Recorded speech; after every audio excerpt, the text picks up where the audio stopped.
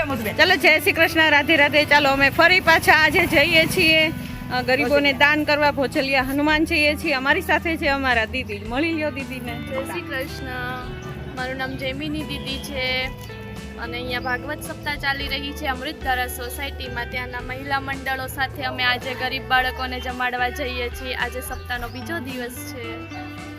સરસ, અમારા દીદી જો અમારી સાથે આવ્યા છે ને ગરીબ બાળકોની ખૂબ જ સેવા કરે છે। સપ્તાહ તો ખૂબ જ સરસ મજાની કરે છે, પણ સાથે સાથે આ કાર્ય પણ બધા જ કરે છે।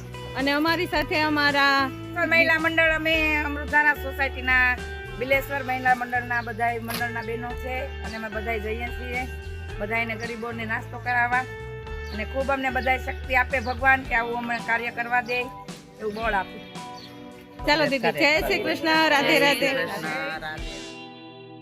જોયું ને તમે, અમારી સોસાયટીમાં જે ભાગવત સપ્તાહના વક્તા મને કથાકાર દીદી અમારી સાથે છે ને, એ દીદીના ગુરુદેવના આદેશ પ્રમાણે એ જે કાંઈ ભાગવત સપ્તાહ નિમિત્તે જે કાંઈ દાન આવે, જેમ કે ઘઉંનો લોટ છે, ચોખા છે, કે પછી પૈસા રૂપિયા છે, એ પોતે પોતાના ઘરે નથી લઈ જતા।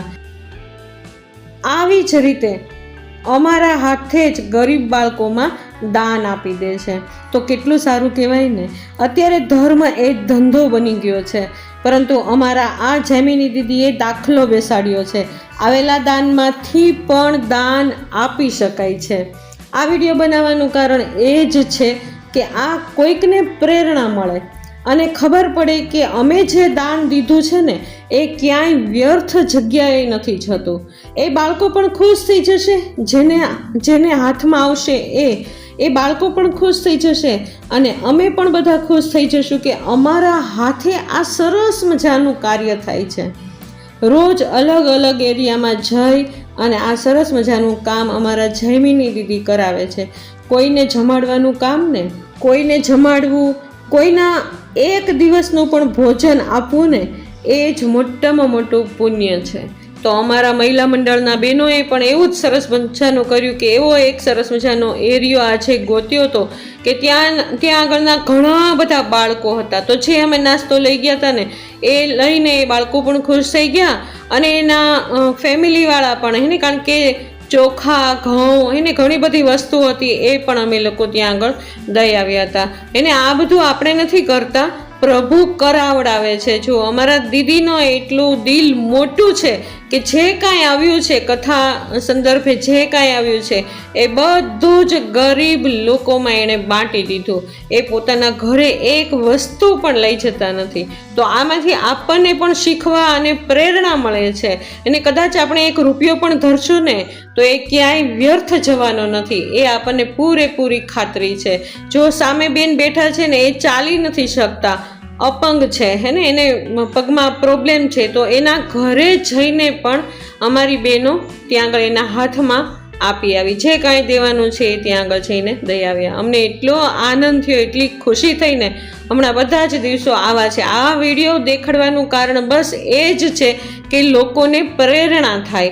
અમને તો પ્રેરણા મળી જ તે આ સપ્તાહ પહેલાં પણ દાન કરતા હતા અને હજી હવે ડબલ દાન કરશું એને, કારણ કે હવે ખબર પડે છે આપણને, આપણી આજુબાજુ પણ ઘણા લોકો એવા છે કે જેને આપણી જરૂરિયાત છે।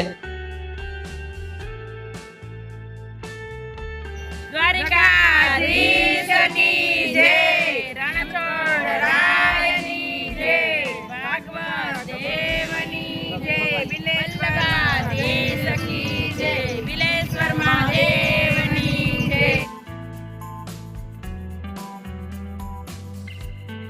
ચાલો ફરી જઈએ છીએ ઘર તરફ। બપોરે પાછું સપ્તાહમાં બધા ભેગા થશું અમે। 3 થી 6:30નો ટાઈમ છે અને આ સમયમાં જ હેને ઘઉં, ચોખા અથવા તો ઘઉંનો લોટ, કોઈ પૈસા ધરતું હોય ને, ઘણું બધું આવતું હોય, તો એ બધું જ ફરી પાછા કાલ સવારમાં 9 વાગે પાછા ક્યાંક ને ક્યાંક નીકળી જશું। અને કોઈક એવા એરિયાની અંદર કોઈક ને કોઈક એવું હોય જ કે જે આપણી રાહ જોઈને બેઠું હોય, તો એના હાથમાં જો આ સરસ મજાની વસ્તુ પહોંચી જાય ને તો એ તો ખુશ થઈ જાય અને આપણને પણ મનની અંદર, દિલની અંદર શાંતિ અને સંતોષનો અનુભવ થાય કે આપણા હાથે કંઈક સારામાં સારું કામ થાય છે. તો આ સરસ મજાની સપ્તાહ અમારા આંગણામાં બેઠી છે ને, તો એ સાથે સાથે પુણ્યનું પણ અમારા હાથે કામ કરાવે છે. ચાલો, જય શ્રી કૃષ્ણ, રાધે રાધે.